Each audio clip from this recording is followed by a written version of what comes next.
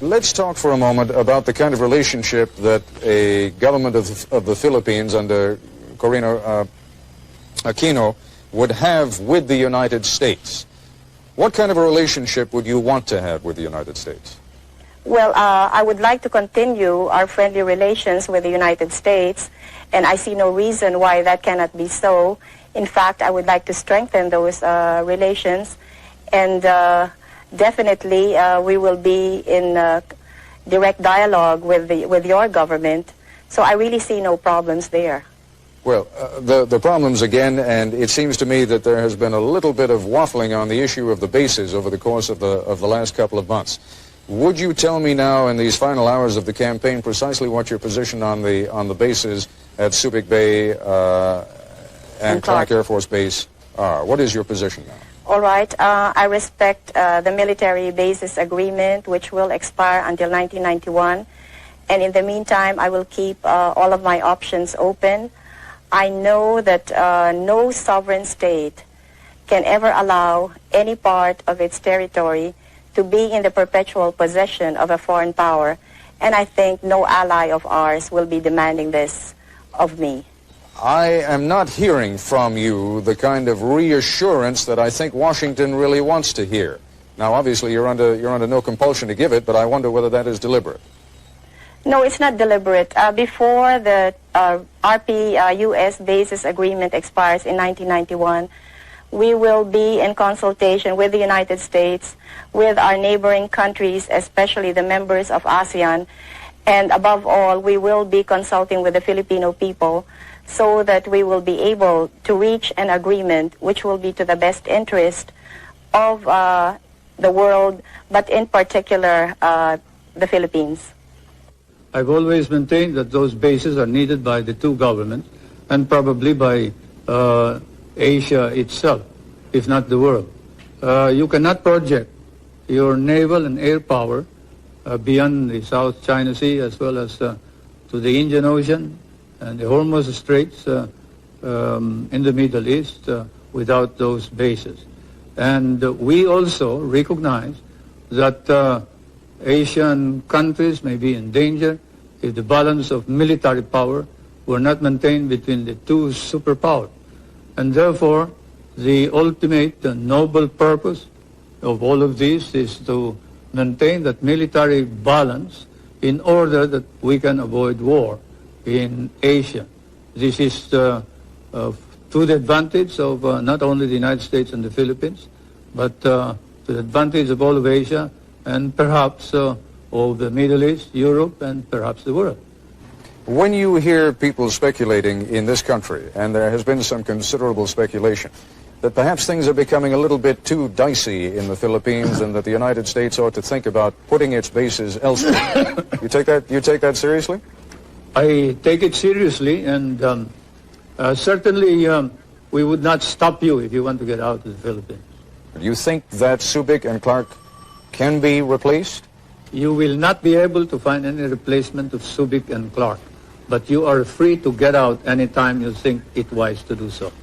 Mr. President, some would say that the gravest danger to the Philippines these days is that there is a crisis of confidence, and that what Mrs. Aquino would bring to the presidency would be a fresh breeze, and that she could get the expertise by surrounding herself with competent experts, but that what is needed is a fresh sense of trust, a sense that the corruption that is charged will be cleaned out, a sense that the cronyism that is charged will be cleaned out, a sense that the brutality that is charged against members of your armed forces and the police will be cleaned out, and that Mrs. Aquino can fulfill that role and you cannot.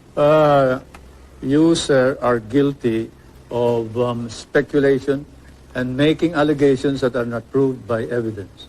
Corruption and hidden wealth were charges included in the impeachment proceeding.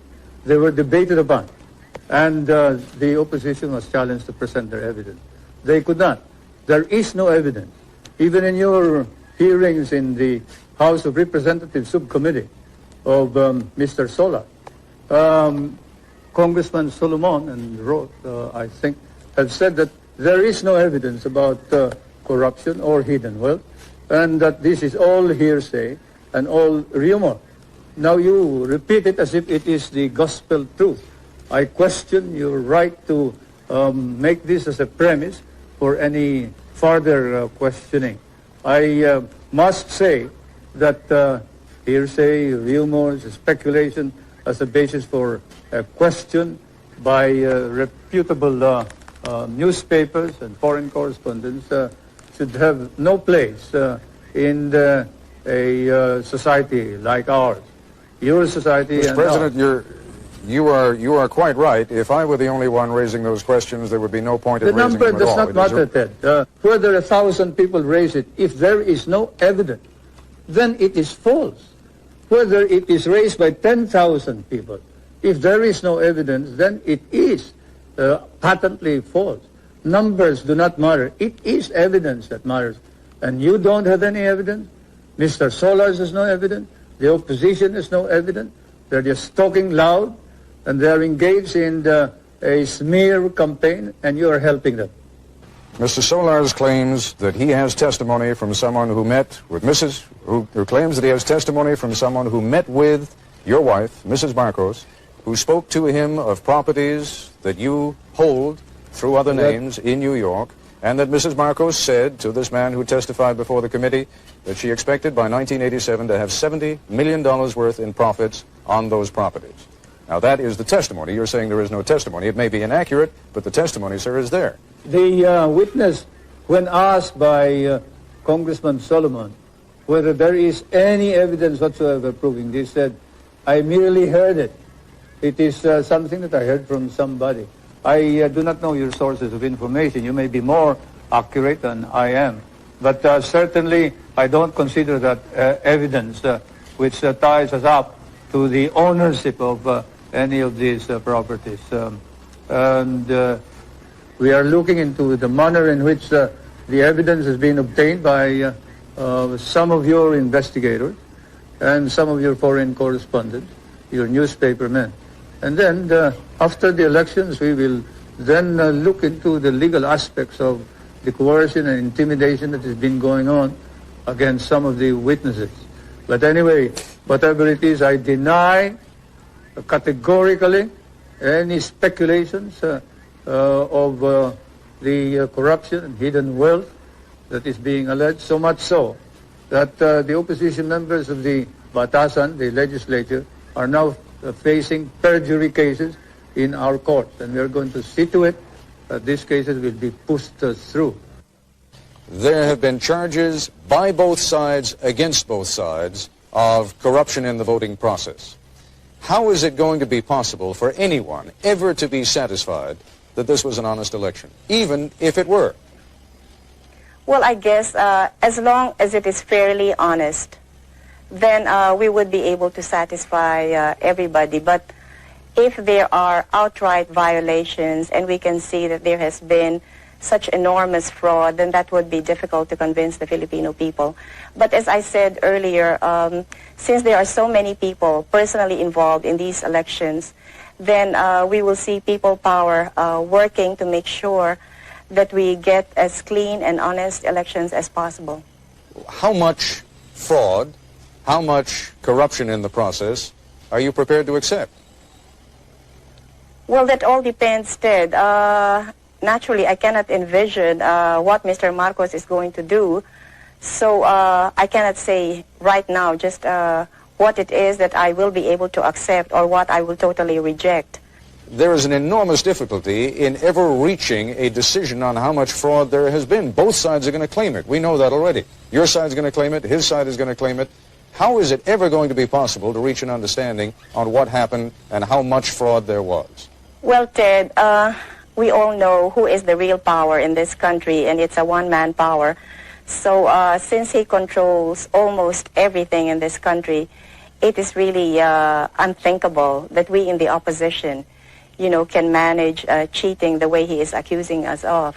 He controls COMELEC, and he has all of the government forces behind him. So how can he possibly accuse us of committing fraud?